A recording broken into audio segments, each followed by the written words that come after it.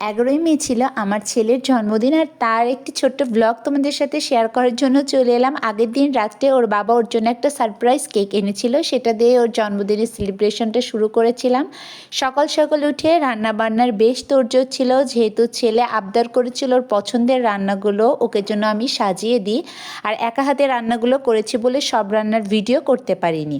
তো ওকে স্নান করিয়ে পুজো দিয়ে ওর সামনে পায়েস ওর সব রকম পছন্দের খাবার সাজিয়ে আমরা ওকে আশীর্বাদ করে নিচ্ছিলাম।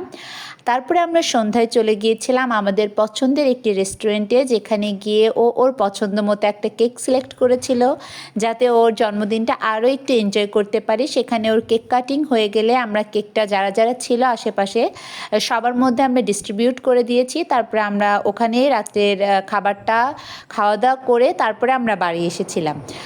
ও ওর পছন্দ মতো একটা রাইস বোল অর্ডার করেছিল, আর আমরা করেছিলাম আমাদের পছন্দ মতো দুইটা